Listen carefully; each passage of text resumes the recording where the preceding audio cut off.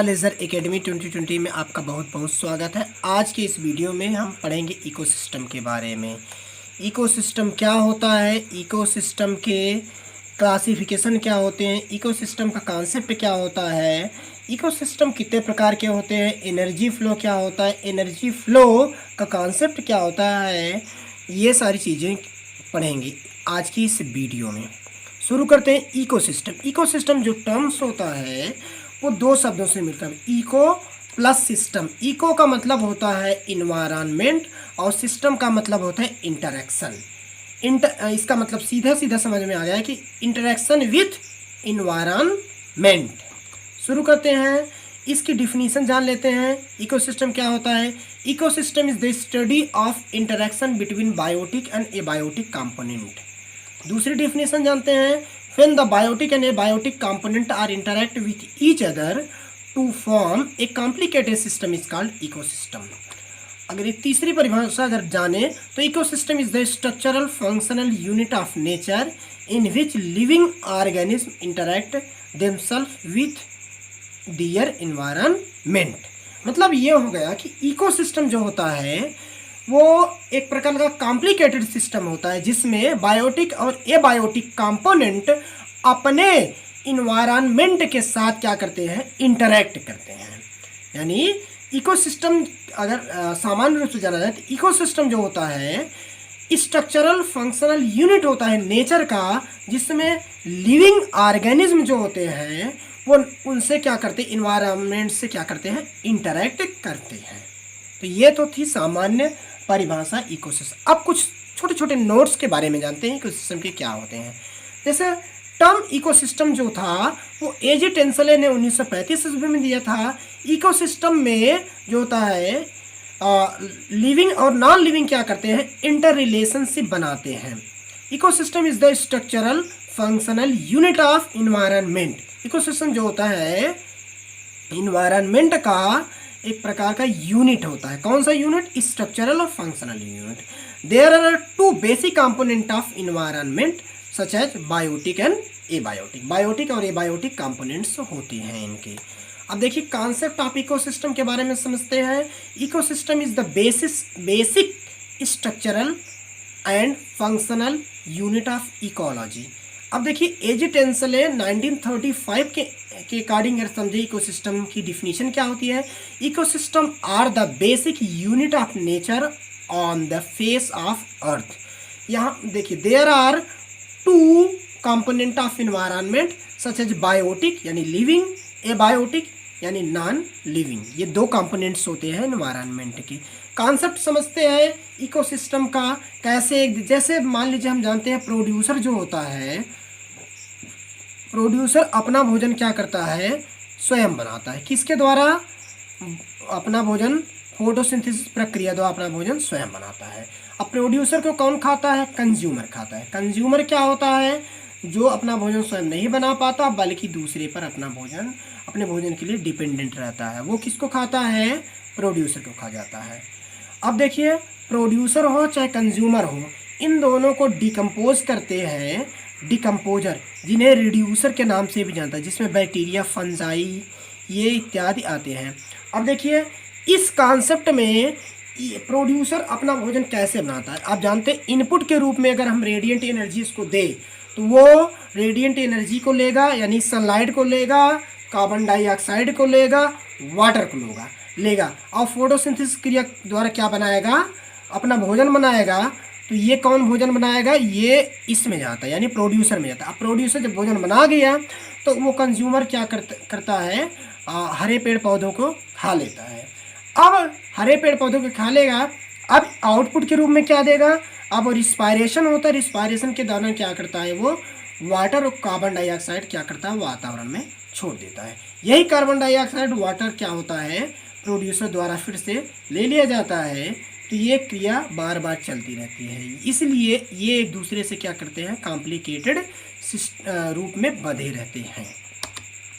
अब देखिए यहाँ पे एक फिगर दिखाया गया है आपको कि इकोसिस्टम मान लीजिए दिखाया गया है। सनलाइट आ रही है, सूरज की रोशनी आएगी प्रोड्यूसर के ऊपर, प्रोड्यूसर अपना भोजन बनाएगा फोटोसिंथेसिस क्रिया द्वारा। अब इसको ग्रॉस हॉपर खाएगा, ग्रॉस हॉपर को कौन खाएगा, फ्रॉग खाएगा, फ्रॉग को कौन खाएगा, स्नेक खाएगा। ये तीनों क्या करते हैं, ये तीनों एक दूसरे से क्या करते हैं, फूड चेन के रूप में बंधे हैं। तो ये होता है कॉन्सेप्ट इकोसिस्टम का। अब देखिए classification of ecosystem, basically classification के में दो प्रकार की इकोसिस्टम पाए जाते हैं, एक नेचुरल होता है, दूसरा होता है आर्टिफिशियल। यानी natural ecosystem formed in the nature independently is called natural ecosystem. वह इकोसिस्टम जो स्वतंत्रता पूर्वक क्या है, नेचर में निर्मित हो, उसे कहते हैं नेचुरल इकोसिस्टम। नेचुरल इकोसिस्टम कितने प्रकार के होते हैं, दो प्रकार के होते हैं, एक टेरेस्ट्रियल होता है, एक एक्वेटिक होता है, यानी स्थलीय जलीय। स्थलीय में कई प्रकार के इकोसिस्टम होते हैं, जैसे फॉरेस्ट इकोसिस्टम हो, ग्रासलैंड हो गया, डेजर्ट हो गया। एक्वेटिक इकोसिस्टम भी कई प्रकार के होते हैं, इसमें फ्रेश वाटर इकोसिस्टम हो गया, यानी शुद्ध, आप कह सकते हो फ्रेश वाटर मतलब शुद्ध जल, और मैराइन वाटर मतलब होता है लवणीय जल यानी सागरीय जल।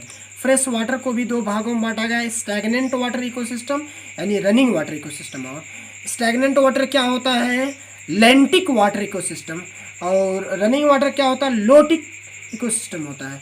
स्टैग्नेंट वाटर यानी रुका हुआ जल का जो इकोसिस्टम होता है, इसमें भी कई प्रकार के होते हैं, जैसे पांड होगा, लेक होगा। रनिंग वाटर में रिवर मुख्य रूप से आती है। आर्टिफिशियल इकोसिस्टम वह इकोसिस्टम होता है जो मनुष्य द्वारा स्वयं निर्मित किया जाता है, आर्टिफिशियल रूप में बनाया जाता है, उसे कहते हैं आर्टिफिशियल इकोसिस्टम। जैसे आप क्रॉपलैंड इकोसिस्टम होगा, पार्क होगा, जू होगा, लॉन होगा, गार्डन होगा, कैनाल होगा, ये सब क्या होते हैं, आर्टिफिशियल इकोसिस्टम होते हैं। अब देखिए साइज के आधार पर भी इकोसिस्टम को कई भागों में बांटा गया है। पहला माइक्रो इकोसिस्टम। माइक्रो इकोसिस्टम में छोटे छोटे स्मॉल स्ट्रीम्स आएंगे, ग्लेड्स आएंगे। मीजो सिस्टम में सॉफ्टवुड होता है, एक प्रकार का रिवर आते ही, ये क्या कहलाते हैं आपके मीजो इकोसिस्टम होता है। मैक्रो इकोसिस्टम की बात करें, ओशन हो गया, कॉन्टिनेंट हो गया। ग्लोबल इकोसिस्टम में बायोस्फीयर मुख्य रूप से आता है, तो ग्लोबली ये पाया जाता है, इसलिए ग्लोबल इकोसिस्टम कहा गया है। एनर्जी फ्लो, एनर्जी फ्लो क्या होता है, किस प्रकार से एनर्जी मतलब किसी भी फूड चेन में एक ट्रॉफिक लेवल से दूसरे ट्रॉफिक लेवल में किस प्रकार ट्रांसफ़र होता है। तो शुरू करते हैं, एनर्जी फ्लो क्या होता है पहले जानते हैं। ट्रांसफ़र ऑफ फूड एनर्जी, कौन सी energy, transfer of food energy का from one trophic level to another trophic level is called energy flow. Energy flow का मतलब है फूड एनर्जी का किस में ट्रांसफ़र करना, एक ट्रॉफिक लेवल से दूसरे ट्रॉफिक लेवल में ट्रांसफ़र करने की प्रक्रिया को कहते हैं फूड एनर्जी। तो एनर्जी ट्रांसफ़र होती है, तो एनर्जी का मुख्य स्रोत क्या होता है पहले शुरू करते हैं। सन जो होता है मुख्य स्रोत होता है, वहाँ से एनर्जी आती है, लेकिन किसके रूप में आती है, वो रेडिएंट एनर्जी के रूप में आती है। वो सूरज जो होता है 100% एनर्जी छोड़ता है, लेकिन उसका 1% जो एनर्जी होता है वो पौधे अपना फोटोसिंथेसिस के रूप में लेते हैं, और जो 99% एनर्जी जो होती है वो बादल द्वारा, पौधों द्वारा या जल द्वारा क्या करते हैं, रिफ्लेक्ट कर दिए जाते हैं। अब जो रेडिएंट एनर्जी आती है उसे पौधे क्या करते हैं, फोटोसिंथेसिस क्रिया द्वारा किस में कन्वर्ट कर देते हैं, केमिकल एनर्जी में, यानी radiant energy become chemical energy during the photosynthesis process. अब फोटोसिंथेसिस प्रोसेस के द्वारा जब कन्वर्ट हो जाती है तो एनर्जी जो फ्लो करेगा जब इकोसिस्टम में, वो मुख्य रूप से जो होता है यूनिडायरेक्शनल होता है। अब देखिए, it is estimated that 90% energy lost during the energy flow from one trophic level to another trophic level.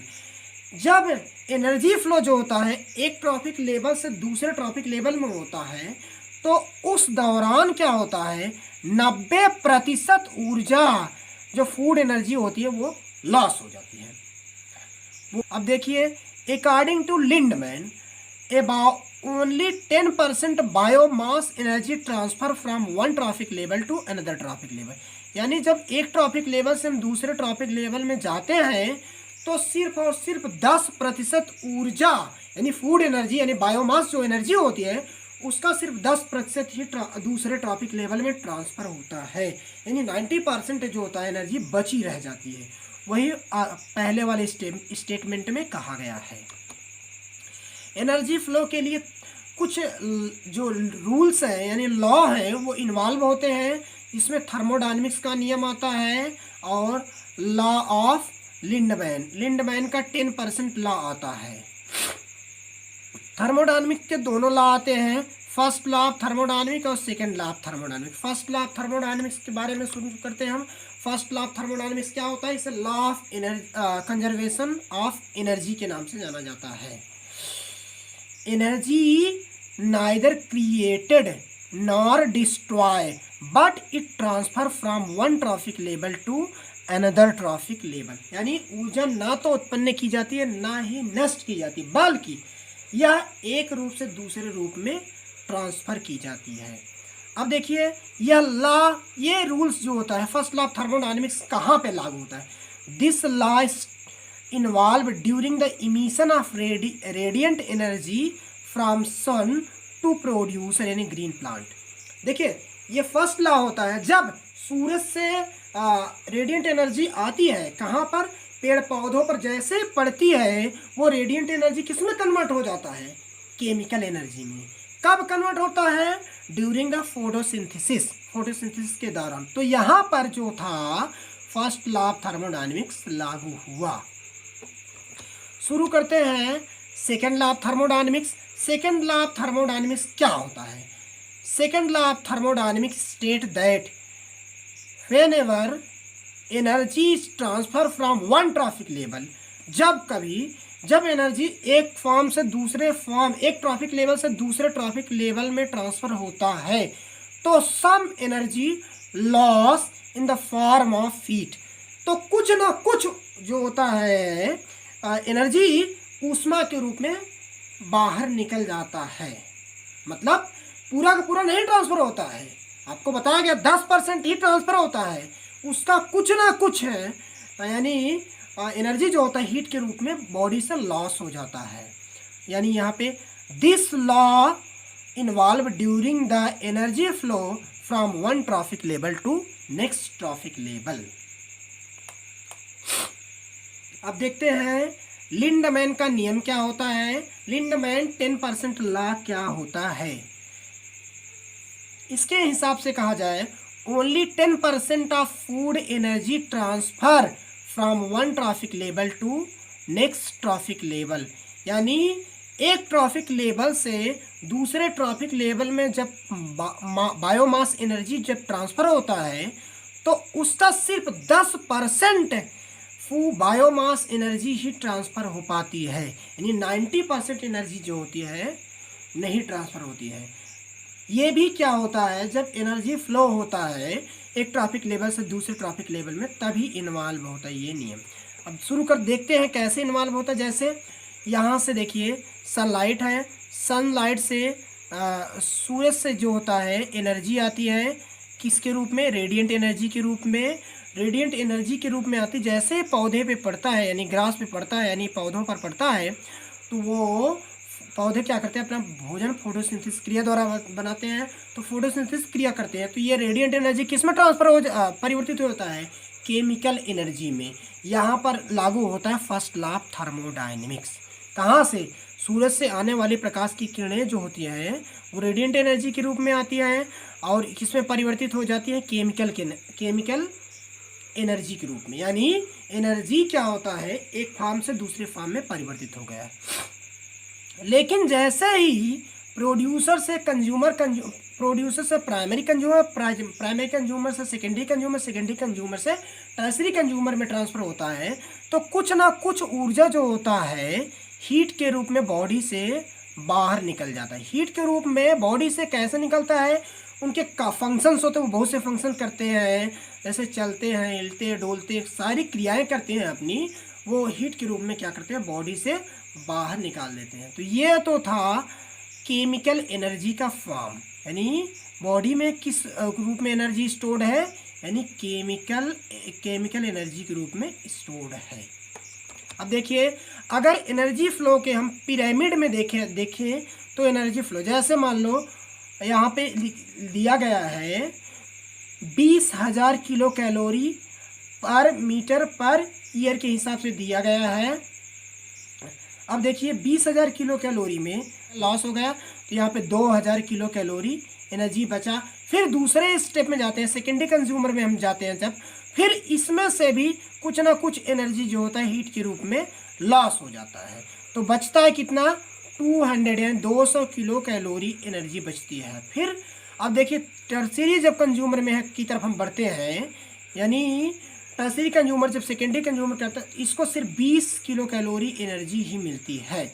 अब जैसे टॉप कंज्यूमर पे जैसे पहुंचता है, फिर से एनर्जी का लॉस होता है, यानी 2 किलो कैलोरी एनर्जी ही मिलती है। यानी सबसे कम एनर्जी जो किसको मिलेगी, टॉप कंज्यूमर को मिलेगी। यानी टॉप कंज्यूमर में क्या होता है, बहुत कम एनर्जी मिलती है इसे, क्योंकि अपने लिंडमैन के हिसाब से एनर्जी का सिर्फ 10% ही एक ट्रॉपिक लेवल से दूसरे ट्रॉपिक लेवल में ट्रांसफ़र होता है।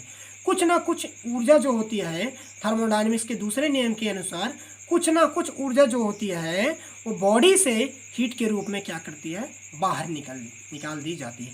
इसीलिए ये माना जाता है कि जो आपका एनर्जी फ्लो जो होता है, अगर किसी आप पिरामिड में देखें, एनर्जी का पिरामिड हमेशा सीधा होता है, क्योंकि प्रोड्यूसर को सबसे ज़्यादा एनर्जी मिलती है। अब देखते हैं एनर्जी का माध्यम क्या होता है, क्या किस माध्यम में किसी भी एनिमल्स में एनर्जी होती है। एनर्जी तो एनिमल्स में हम जानते हैं कि फोटोसिंथेसिस क्रिया द्वारा होती है। फोटोसिंथेसिस क्रिया में हम जानते हैं कार्बन डाइऑक्साइड और ऑक्सीजन क्या करते हैं, वाटर इन्वॉल्व होते हैं, वो सनलाइट के द्वारा अपना भोजन बनाते हैं। और क्या छोड़ते हैं, पौधे ऑक्सीजन और ग्लूकोज छोड़ते हैं। इसी ग्लूकोज क्या करते हैं ये यानी कंज्यूमर क्या करते हैं, अपने भोजन के रूप में लेते हैं। और क्या निकालते हैं बॉडी से, कार्बन डाइऑक्साइड और वाटर निकालते हैं। ये दोनों रिएक्शन जो होते हैं, रिस्पायरेशन और फोटोसिंथेसिस, एक दूसरे के अपोजिट होते हैं। जैसे मान लीजिए फोटोसिंथेसिस की प्रक्रिया आप देख लीजिए, फोटोसिंथेसिस में दिखाया गया energy plus carbon dioxide plus water दिखाया गया है। यहाँ पे ग्लूकोज और ऑक्सीजन। अब यही ग्लूकोज ऑक्सीजन जो होते हैं रिस्पायरेशन के दौरान क्या करते हैं, ग्लूकोज उनके बॉडी में रहता है, मनुष्य के बॉडी में यानी कंज्यूमर की बॉडी में रहता है, और ऑक्सीजन जो होता है इन्वायरमेंट से लेते हैं, और वो क्या क्या छोड़ते हैं, कार्बन डाइऑक्साइड छोड़ते हैं और वाटर। ये और एनर्जी बहुत अधिक मात्रा में ऊर्जा बॉडी में निर्मित होता है।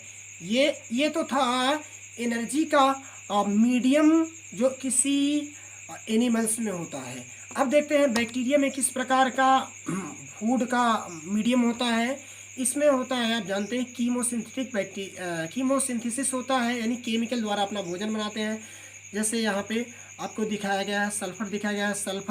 सल्फर बैक्टीरिया होती है, वो अपना भोजन इन्हीं सल्फर द्वारा बनाती है। सल्फर जो होता है कार्बन डाइऑक्साइड हाइड्रोजन सल्फाइड के रूप में लेकर वो वाटर को निकाल देती है, सल्फर को निकाल देती है और ग्लूकोज का फॉर्मेशन करती है।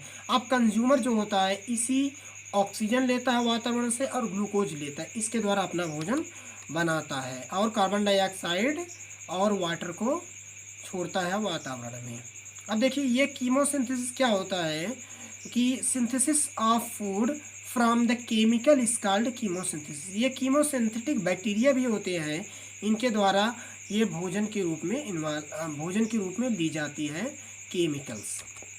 देखिए रिस्पायरेशन में सेम टू सेम प्रोसेस दिया गया है। रिस्पायरेशन में किस प्रकार, उसी तरह जिस तरह आप फोटोसिंथेसिस में देखे थे, यानी एनिमल्स जो होते हैं रिस्पायरेशन करते थे, उसी के समान ही रिस्पायरेशन इसमें भी हो रहा है। तो ये तो था बैक्टीरिया और एनिमल्स में मोड ऑफ फूड, फीडिंग या फूड कह सकते हो, कौन कौन से मोड होते हैं फूड के। तो आज की इस वीडियो में बस यहीं तक। आपने आज की इस वीडियो में इकोसिस्टम के बारे में पढ़ा, इकोसिस्टम की डिफिनीशन पढ़े, इकोसिस्टम कॉन्सेप्ट पढ़ा, इकोसिस्टम को डायग्रामेटिकली समझा, फूड चेन को इकोसिस्टम में समझा, आपने क्लासिफिकेशन ऑफ इकोसिस्टम पढ़ा, एनर्जी फ्लो पढ़ा, एनर्जी फ्लो का कॉन्सेप्ट क्या होता है, इनमें कौन कौन से लॉ इन्वॉल्व होते हैं, इन सारी चीज़ों को हमने आज इकोसिस्टम के बारे में समझा और जाना। आज की वीडियो में बस यहीं तक। अगली वीडियो में हम फिर से उपस्थित होंगे नए टॉपिक के साथ। तब तक हमें विदा दीजिए। धन्यवाद। Thank you.